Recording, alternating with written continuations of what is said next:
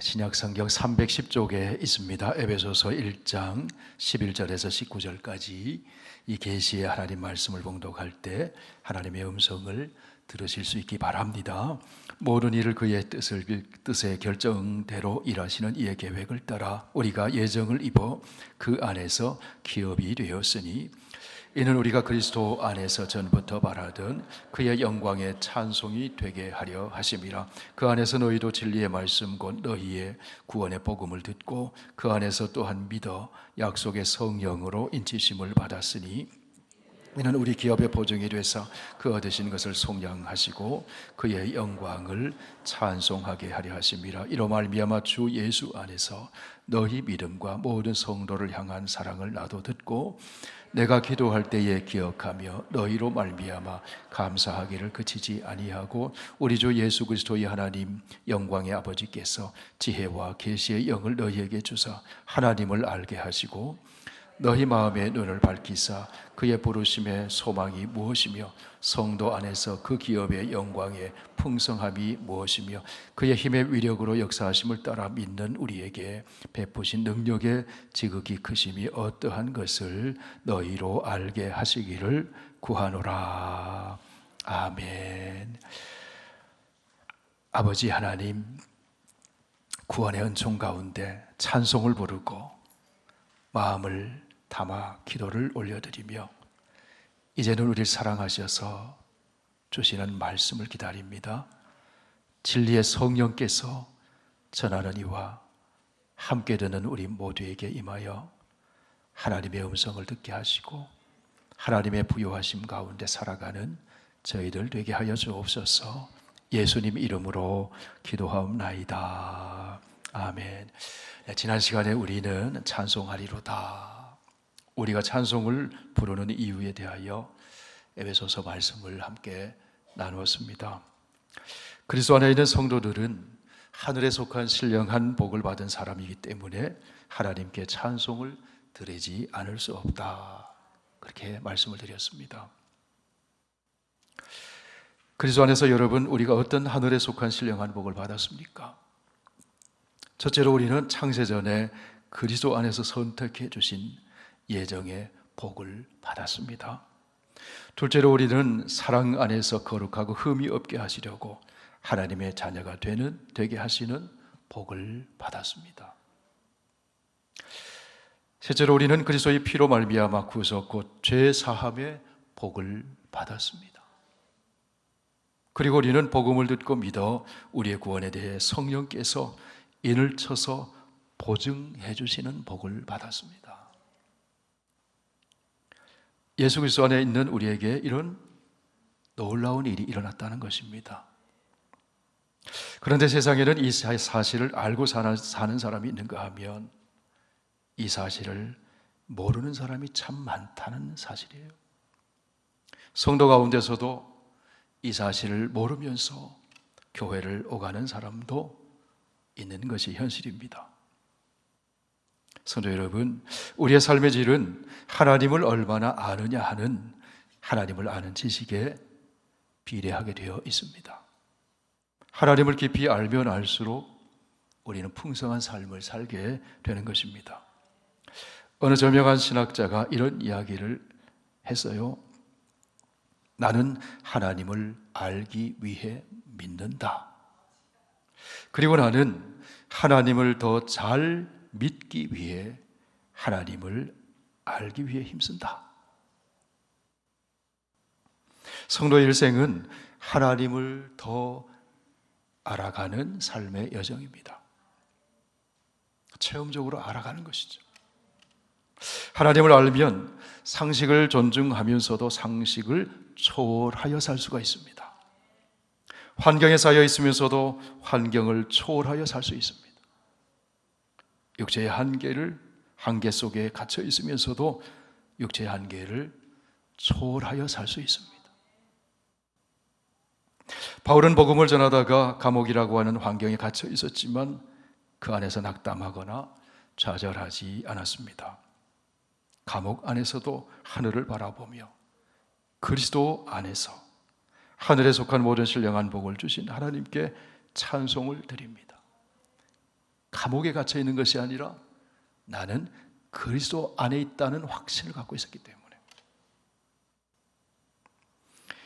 감옥 안에서 감옥 밖에 있는 성도를 위해서 중보의 기도를 하며 복음의 사명을 계속 감당해 나갑니다. 바울은 차가운 감옥 바닥에 무릎을 꿇고 에베소 교회의 성도들을 위해서 기도합니다. 여러분, 바울의 기도하는 내용이 무엇입니까? 기도의 내용을 요약하면 하나님을 알게 해달라는 것입니다. 성도들이 하나님을 알게 해달라는 것입니다.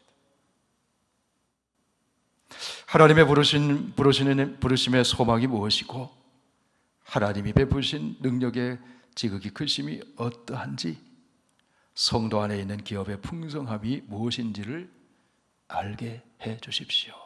그런 기도를 합니다. 이를 위해서 바울은 먼저 에베소 교회 성도들의 마음의 눈을 밝혀달라고 기도합니다. 하나님이 베푸신 축복을 알기 위해서는 우리의 마음의 눈이 밝아져야 한다는 것이죠. 사실 우리는 똑같은 사람을 보면서도 제대로 보지 못하는 경우가 많이 있죠. 똑같은 사물이나 사건을 보면서도 정작 봐야 할 것을 보지 못하는 경우가 많습니다. 마음의 눈이 밝혀져 있지 않으면. 우리 예수님은 이 땅에 계실 때 언제나 마음의 눈이 밝혀져 있으셨어요. 예수님은 공중을 날아다니는 새들을 보면서도 심지도 거두지도 않는데 먹이시는 하나님의 사랑을 보았어요. 들의 백합화를 보면서도 돌보시고 입히시는 하나님의 사랑을 보았습니다. 공중의 새보다도 들의 백합화보다도 택하신 자녀를 더 귀하게 여기시며 사랑으로 돌보시는 하나님의 그 손길을 보았어요. 그런데 제자들은 마음의 눈이 어두워져서 그것을 보지 못하고 먹을 것, 입을 것 염려하며 살고 있더라는 겁니다. 그래서 예수님 말씀합니다. 눈은 몸의 등불이니 그러므로 내 눈이 성하면 온 몸이 밝을 것이요 눈이 나쁘면 온 몸이 어두울 것이니 그러므로 내게 있는 빛이 어두우면 그 어둠이 얼마나 더하겠느냐. 눈이 떠져야 하고 눈이 밝아져야 한다는 거예요. 하나님을 아는 눈이 떠져야 하고 하나님께서 행하시는 일을 보는 눈이 밝아져야 한다는 겁니다. 사라의 여종 하갈이 어린 아들 이스마엘과 함께 사라의 미움을 받아 아브라함의 집에서 쫓겨나게 되었습니다. 광야에서 방황하고 있는데 가죽 부대에 담아온 물이 다 떨어졌습니다. 두 모자가 서로 마주 보면서 방성대곡하며 그 광야에서 울었습니다. 하나님이 그들을 불쌍히 보셨어요. 그때 하나님이 하갈의 눈을 밝히셔서 샘을 보게 하시고 가죽 부대에 물을 채우다가 아이에게 마시게 해 주셨어요. 하나님이 눈을 열어주셨어요. 그러자 곁에 두고도 보지 못했던 샘이 보이는 겁니다. 송명이라는 찬송 시인이 있습니다. 여러분 잘 아시죠? 어려서부터 뇌성마비에 앓으면서 자기 감옥에 갇혀 살았어요. 폐쇄적인 생활을 했습니다. 그런데 예수님을 만나게 되고 그 감옥의 울타리에서 나옵니다. 찬송시를 지어서 하나님께 영광을 돌리는 삶을 살게 되었습니다. 이분이 이런 찬송시를 썼어요. 나 가진 재물 없으나 나 남이 가진 지식 없으나 나 남에게 있는 건강 있지 않으나 나 남이 없는 것 있으니 나 남이 못 본 것을 보았고 나 남이 듣지 못한 음성 들었고 나 남이 받지 못한 사랑 받았고 나 남이 모르는 것 깨달았네. 공평하신 하나님이 나 남이 가진 건 나 없지만 나 남이 없는 것을 갖게 하셨네. 나 남이 보지 못한 것을 보았다는 것. 마음의 눈이 밝혀지니까 남이 보지 못하는 것 보이더라는 거예요. 지금까지 보이지 않던 하나님의 그 풍성한 은혜의 세계가 보이더라는 거예요. 성도 여러분, 저와 여러분의 마음의 눈이 활짝 열리기를 축원합니다. 그래서 하나님을 알게 되고 하나님이 예비하신 축복을 볼 수 있게 되기를 바랍니다. 우리의 눈이 닫히면 땅의 끝만 보이는 거예요. 마음의 눈이 닫히면 문제만 보이는 거예요.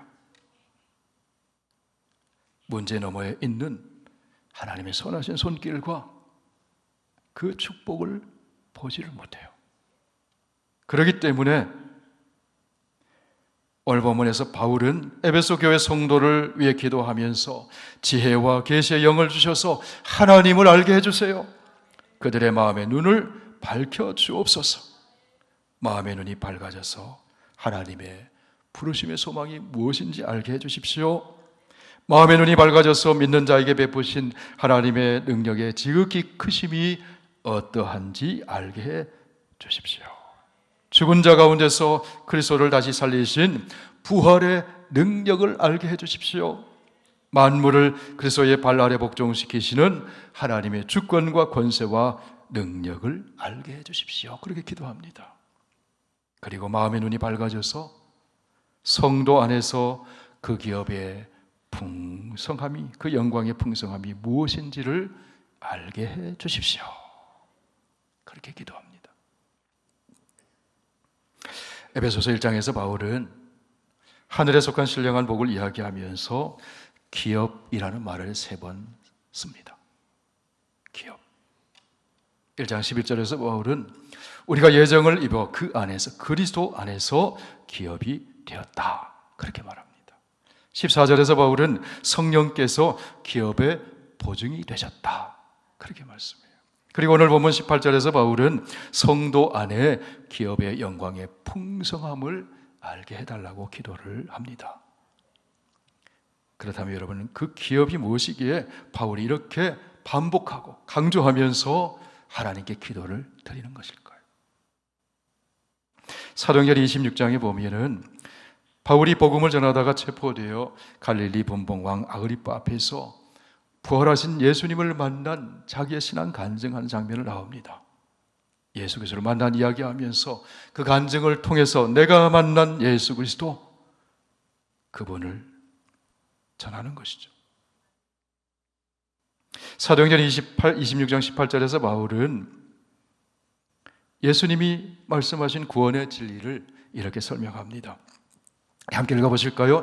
그 눈을 뜨게 하여 어둠에서 빛으로, 사탄의 권세에서 하나님께로 돌아오게 하고 죄사함과 나를 믿어 거룩하게 된 무리 가운데서 기업을 얻게 하리라 하더이다. 죄사함과 나를 믿어 거룩하게 된 무리 가운데서 기업을 얻게 하리라. 구원의 진리를 설명하면서 바울은 구원은 어둠의 권세 아래 감겼던 눈이 떠지는 사건이고 하나님에게로 돌아오는 것이고 죄사함을 받는 것일 뿐만 아니라 기업을 얻게 되는 것이다. 그것이 구원의 사건이라는 것. 성경을 보면 기업이라는 말이 많이 등장합니다. 룻기 3장에 보면 시어머니 나오미를 따라 베들레헴에 온 모압 여인 룻이 보리타작 마당에서 보아스를 만나죠. 그리고 보아스에게 이렇게 얘기합니다. 나오미가 가르쳐준 대로 얘기합니다. 당신은 나의 기업 물을 자가 됩니다. 보아스가 나오미와 룻이 상실한 기업을 회복시켜주는 사람이라는 것이죠. 구약성경 레위기 25장에 보면 하나님께서는 희년이라는 제도를 두게 하시고는 50년 되는 해에는 이스라엘 백성들이 잃어버린 모든 기업을 회복하게 해주셨어요. 7년마다 돌아오는 안식년이 7번 지난 다음에 50년 되는 그 다음 해가 희년인데 종은 자유인으로 해방됩니다. 생명을 회복하는 거예요. 빚진 자들은 부채를 탕감받습니다. 땅을 잃어버린 자는 땅을 되돌려 받습니다. 파탄낸 관계를 회복하는 그런 제도가 희년의 제도라는 거예요. 신약성경 누가복음 4장에서 예수님은 하나님 나라 복음을 전하실 때에 기업을 회복하는 희년 제도를 언급하면서 복음을 전하십니다. 우리 함께 읽어보실까요? 주의 성령이 내게 임하셨으니 이는 가난한 자에게 복음을 전하게 하시려고 내게 기름을 부으시고 나를 보내사 포로된 자에게 자유를, 눈먼 자에게 다시 보게 함을 전파하며 눌린 자를 자유롭게 하고 주의 은혜의 해를 전파하게 하려 하심이라 하였더라. 예수님에게 성령의 기름 부으심을 받아서 주의 은혜의 해를 전하게 하셨다. 그것이 예수님이 전하는 복음이라는 거예요. 그 주의 은혜의 해가 무엇입니까? 희년의 해를 말하는 거죠. 희년의 해에 백성들에게 기업을 회복시켜 주시는 것 같이 예수님은 룻에게 기업 물을 자가 되어 주었던 보아스처럼 우리를 위해 십자가에서 대신 값을 치러 주심으로 우리가 잃어버렸던 하나님의 기업을 회복시켜 주는 기업 물을 자가 되신다는 것을 말하는 겁니다.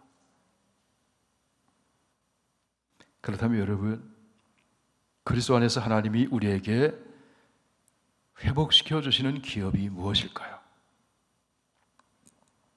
기업이라는 말을 다른 말로 바꾸면 유업, inheritance, 상속재산. 다시 말해 하나님께서 물려주시는 축복, 그게 기업이라는 겁니다.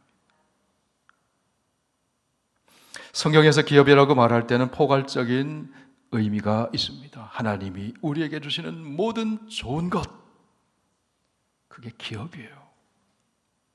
여기에는 세 가지의 중요한 내용이 담겨 있습니다.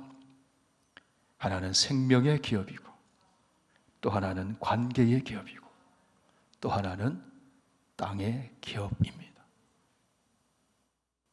하나님은 창조시 아담에게 기업을 주셨어요. 생명의 기업, 관계의 기업, 땅의 기업을 주셨습니다. 하나님은 흙으로 아담을 만드시고는 그 코에 생기를 불어넣어 주심으로 하나님의 생명을 받아 살도록 생명의 기업을 주셨어요. 하나님은 아담을 사랑해 주시고 아담은 하나님을 경외하면서 서로 친밀한 교제를 나누며 살도록 관계의 기업을 주셨어요. 하나님과 올바른 관계 속에 살도록 기업을 주셨다는 거예요. 하나님은 아담이 에덴 동산에서 각종 열매를 먹고 모든 아름다운 것을 누리도록 땅의 기업을 주셨습니다. 성도 여러분, 하나님은 인간에게 생명이라는 기업을 주셨습니다. 이게 하나님이 주신 거예요. 우리의 생명 하나님이 주신 기업입니다. 우리에게 주신 자녀 하나님이 주신 생명의 기업입니다. 하나님은 인간에게 관계라는 기업을 주셨어요. 하나님과 교제하고 올바른 관계 속에서 이웃과 사귐을 갖게 하고 더 확장하면 창조 세계와도 올바른 관계 속에 살도록 하고 사랑의 법으로 유지되는 관계의 기업을 우리에게 주셨습니다. 하나님은 인간에게 땅이라는 기업을 주셨습니다. 땅은 경작하도록 주신 겁니다. 씨를 뿌리고 물을 주고 열매를 거두라고 주신 것입니다. 그러므로 땅은 하나님의 계속되는 창조 사역에 동참시켜 주시는 축복의 기업이라는 거예요. 그런데 여러분, 하나님이 주신 이 기업을 인간이 잃어버렸어요. 왜 잃어버리게 되었습니까? 교만과 불순종으로 인해서. 하나님과 맺은 창조 시의 그 언약을 깨뜨려 버렸기 때문에 잃어버렸어요. 기업을 상실해 버렸습니다. 선악을 알게 하는 나무의 열매를 먹는 날에는 너가 반드시 죽으리라 그러셨거든요. 생명을 잃어버렸습니다. 하나님과의 관계 파탄이 왔어요. 아담은 하나님 부르실 때 피합니다. 낯을 피합니다. 아내 사라와 갈등이 생기고 책임을 전가시킵니다. 관계 파탄이 왔어요. 땅에는 가시와 엉겅퀴가 나게 되었어요. 하나님의 계속되는 창조의 사역에 동참하도록 주신 그 땅이 가시와 엉겅퀴가 나게 되었어요. 여러분, 이것이 창세기 3장에 나오는 말씀입니다. 그렇지만 하나님은 이 기업을 다시 회복시켜 주시기 위해서 은혜의 언약을 세워주시고 그 언약을 이루어 가십니다. 하나님의 시간표대로. 하나님께서 갈대아 땅 우르에서 하나님을 모르고 하나님과 관계없이 살던 아브라함을 부르시죠. 하나님은 아브라함을 불러주시고 만나주시고 교제를 시작하셨습니다. 하나님의 선택하심과 은혜로 아브라함은 하나님과의 관계 기업을 회복하게 되었어요. 은혜로 주신 거예요. 아브라함이 어려움 당할 때마다 하나님은 나타나셔서 아브라함을 도와주십니다. 이제는 아브라함이 하나님과 관계없는 사람이 아니라 아브라함의 일거수일투족은 하나님의 관심의 대상이요 관계가 있는 그런 삶을 살게 되었다는 것이죠. 아브라함아, 두려워하지 말아라. 나는 너의 방패요 너의 지극히 큰 상급이니라. 창세기 18장 17절에 보면 하나님께서는 하나님이 하시는 일을 아브라함에게 숨기겠느냐고 말씀하십니다. 아브라함과 친밀한 관계 속에 하나님이 계셨다고 하는 사실이에요. 하나님은 아브라함에게 언약을 맺어주셨어요. 그 언약의 내용이 무엇인가 하면 하나는 씨입니다. 후손. 또 하나는 땅입니다.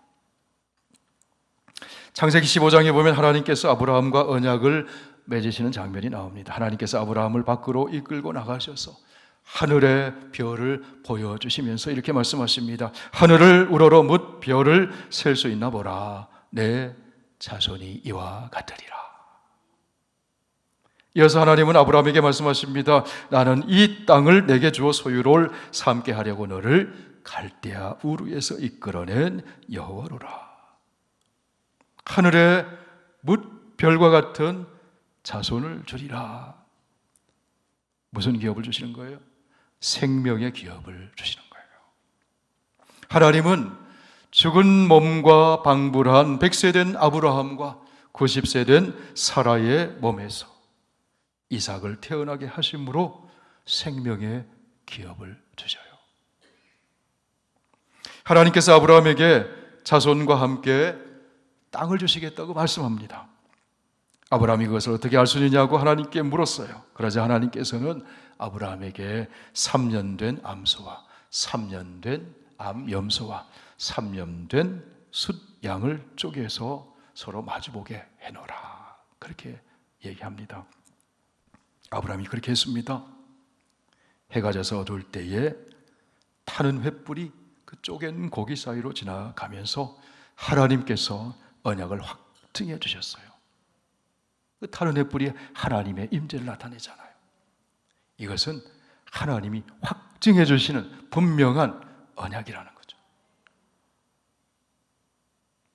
마치 에베소서 1장 14절에서 성령으로 기업을 보증해 주시는 것처럼 아브라함이 주신 기업, 생명의 기업, 땅의 기업을 확증해 주셨다는 거예요. 그런데 여러분, 아브라함에게 주신 이 기업은 그림자입니다. 그림자가 있으면 실체가 있는 것이죠. 그 실체가 누구입니까? 하나님의 아들 예수 그리스도라는 거예요. 하나님이 주신 이 기업은 예수 그리스도 안에서 새롭게 맺어주시는 언약의 기업이라는 거예요. 예수 그리스도 안에서 얻게 되는 생명의 기업이 무엇인가 하면 예수 그리스도를 믿음으로 사망에서 생명으로 옮겨지는 거예요. 영생을 얻는 거예요. 요한복음 5장 24절에서 말씀합니다. 내가 진실로 진실로 너희에게 이르노니 내 말을 듣고 또 나 보내신 이를 믿는 자는 영생을 얻었고 심판에 이르지 아니하나니 사망에서 생명으로 옮겨졌느니라. 요한복음 3장 16절에서 말씀합니다. 하나님이 세상을 이처럼 사랑하사 독생자를 주셨으니 이는 그를 믿는 자마다 멸망하지 않고 영생을 얻게 하려 하십니다. 그리스도 안에 있는 생명의 기업을 주셨다.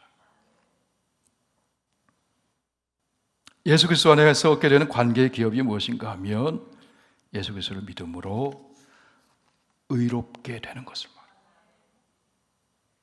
의는 하나님과의 관계가 올바르게 세워진 상태를 의롭게 되었다고 얘기합니다. 하나님과의 관계가 올바르게 세워지면 여기서부터 시작해서 이웃과의 관계가 바르게 세워집니다. 창조 세계와의 관계가 회복되어집니다. 로마서 3장에서 바울은 이렇게 복음을 전해줍니다. 모든 사람이 죄를 범하였음에 하나님의 영광에 이르지 못하더니 그리스도 예수 안에 있는 속량으로 말미암아, 그리스도 예수 안에 있는 십자가의 그리스도의 죽으심으로 말미암아, 그 생명의 피값으로 말미암아 하나님의 은혜로 값없이 의롭다 하심을 얻은 자가 되었느니라. 여러분, 의롭다가 얻은 자가 되었다는 건 법정적인 개념의 죄 사함뿐만 아니라 본질적인 것은 하나님과 올바른 관계가 세워졌다, 이런 뜻이에요. 관계 기업이 회복된 거예요. 그래서 은혜의 보좌 앞에 언제든지 담대하게 나가는 거예요. 휘장을 지나서 성소에 하나님 계신 자리에 나가 교제하는 거예요.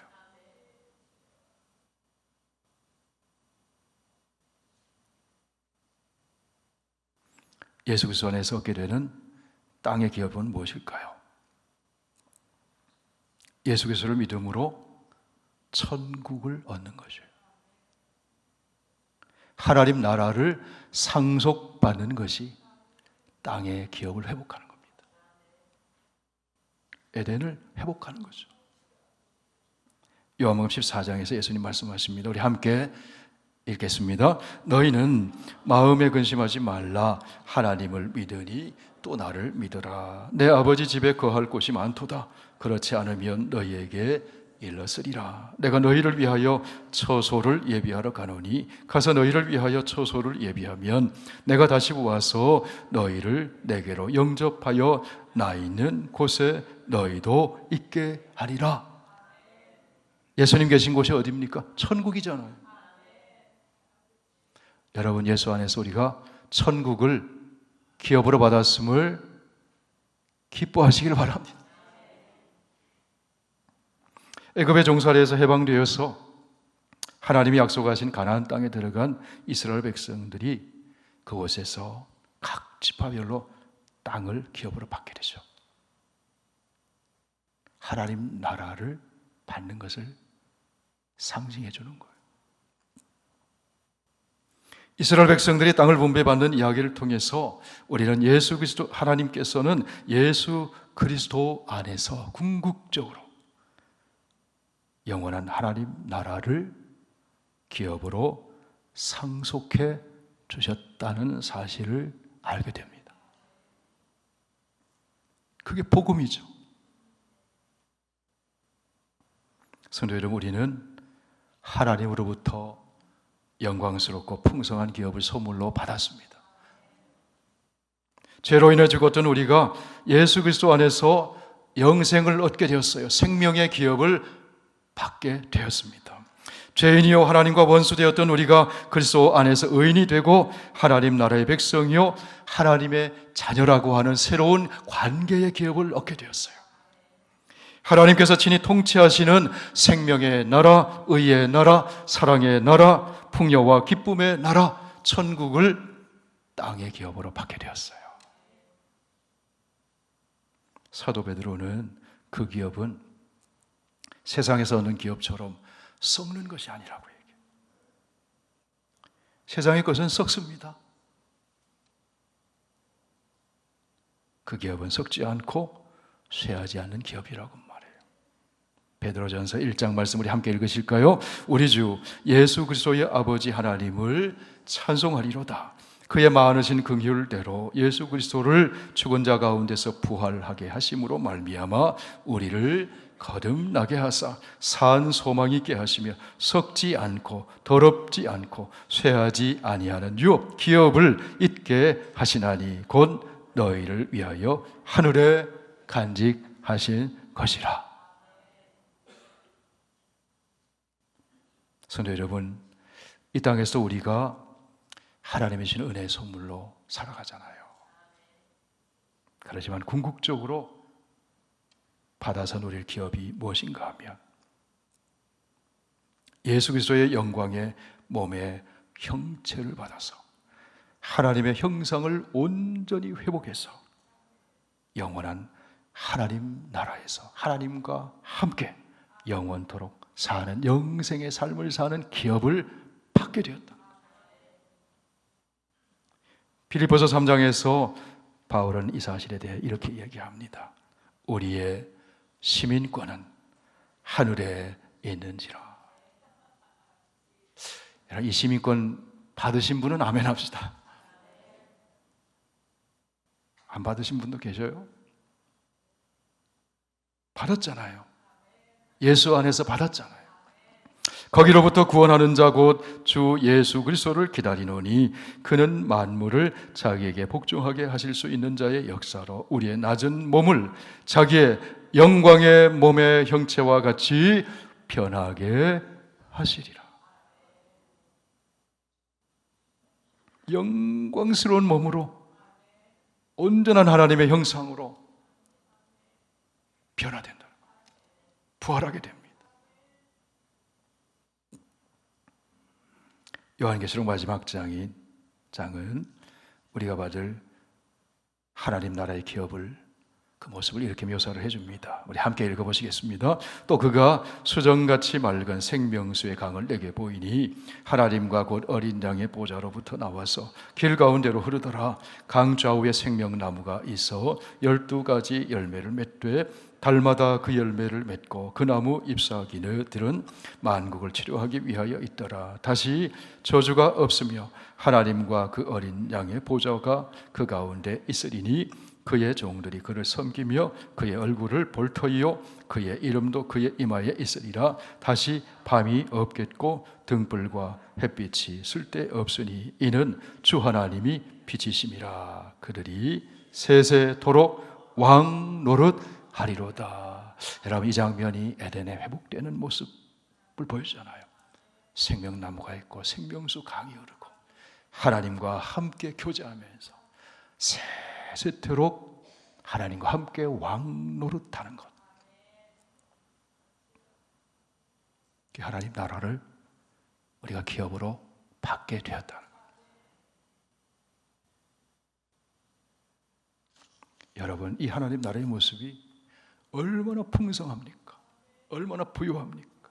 얼마나 생명으로 가득 차 있습니까? 얼마나 샬롬으로 충만해져 있습니까?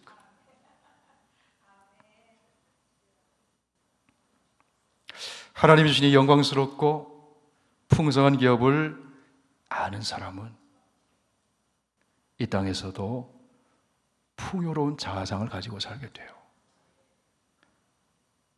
고린도후서 6장 말씀 함께 읽으실까요? 무명한 자 같으나 유명한 자요 죽은 자 같으나 보라 우리가 살아있고 징계를 받는 자 같으나 죽임을 당하지 아니하고 근심하는 자 같으나 항상 기뻐하고 가난한 자 같으나 많은 사람을 부요하게 하고 아무것도 없는 자 같으나 모든 것을 가진 자로다. 누가요?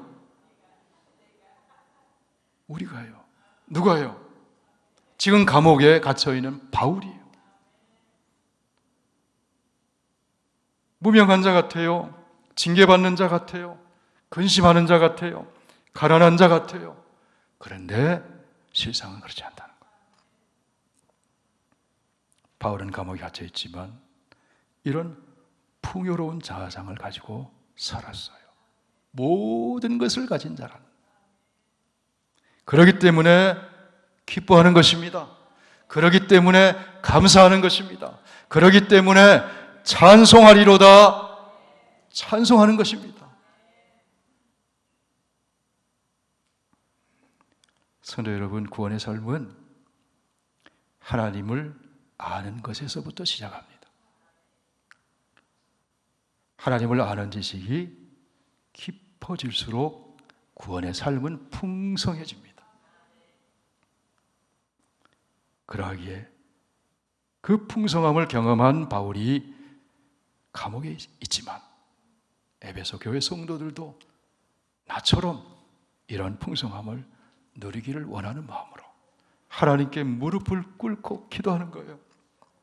영광의 아버지께서 지혜와 계시의 영을 주사 하나님을 알게 하소서.